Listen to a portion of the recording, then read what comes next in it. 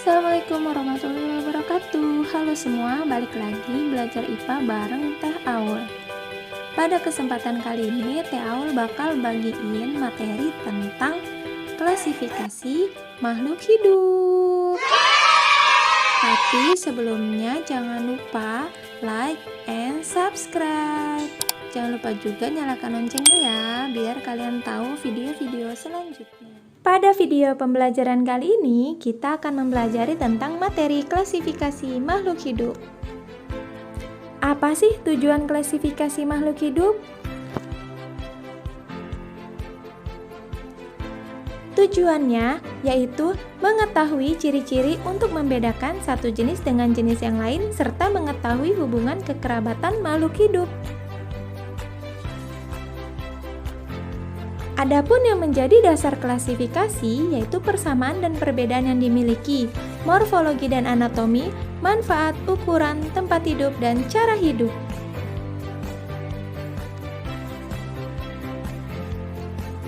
Terus apa dong manfaatnya?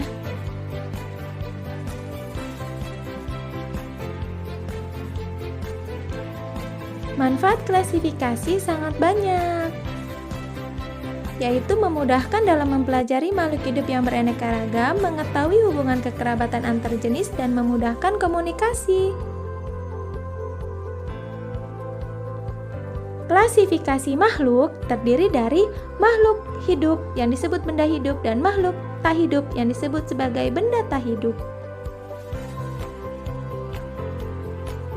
Benda hidup memiliki ciri-ciri yang biasa kita kenal sebagai ciri-ciri makhluk hidup.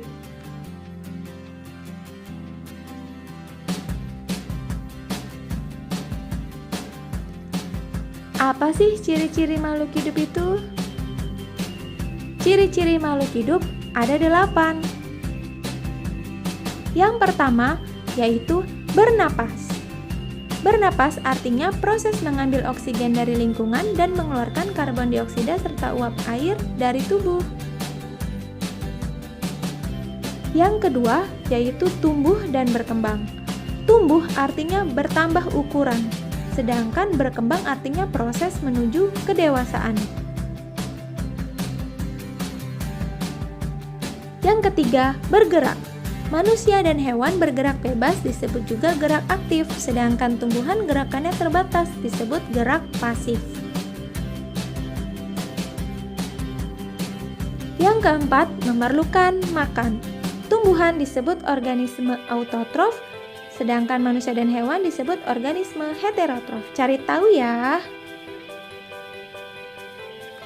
Yang kelima, beradaptasi. Kemampuan makhluk hidup untuk menyesuaikan diri dengan lingkungannya.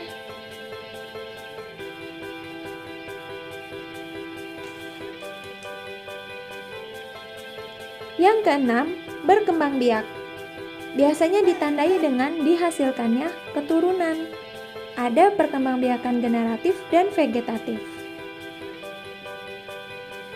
Yang ketujuh, peka terhadap rangsang atau iritabilitas. Makhluk hidup mampu menerima dan menanggapi rangsang yang diterimanya. Rangsangan bisa berasal dari luar tubuh maupun dari dalam tubuh. Yang terakhir yaitu mengeluarkan zat sisa. Proses pengeluaran zat sisa disebut sebagai ekskresi.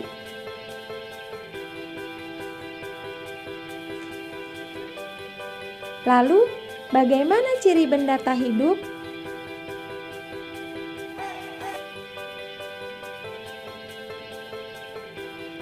Mari kita pelajari.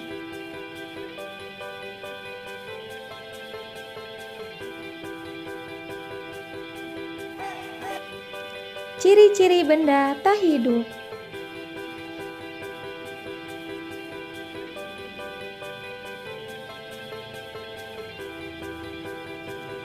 Ciri-ciri benda tak hidup yang pertama tidak ada tanggapan terhadap rangsang, lalu tidak dapat bergerak, tidak dapat mengadakan metabolisme, dan tidak mempertahankan jenisnya. Kita masuk ke klasifikasi dikotomi. Apa itu klasifikasi dikotomi?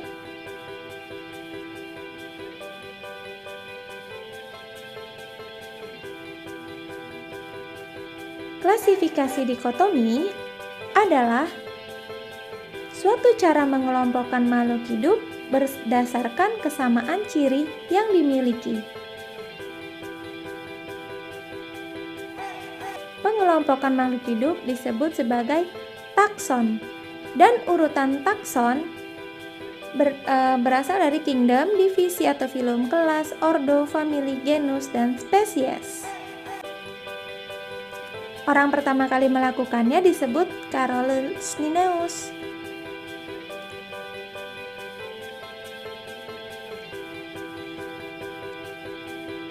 Dalam pembuatan nama ilmiah, Carolus Linnaeus menggunakan tata nama ganda atau binomial nomenklatur yang mempunyai aturan sebagai berikut.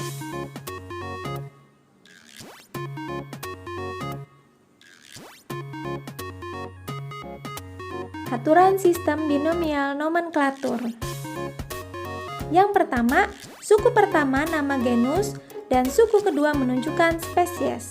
Yang kedua, huruf pertama pada suku kata pertama ditulis dengan huruf kapital dan selanjutnya ditulis dengan huruf kecil.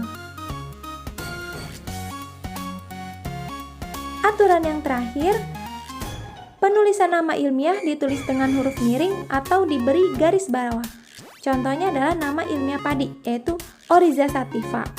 O di sini hurufnya besar, sedangkan huruf yang lainnya kecil, bisa ditulis dengan miring atau nanti diberi garis bawah.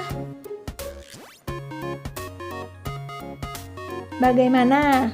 Mudah bukan menulis nama ilmiah? Coba ya di rumah.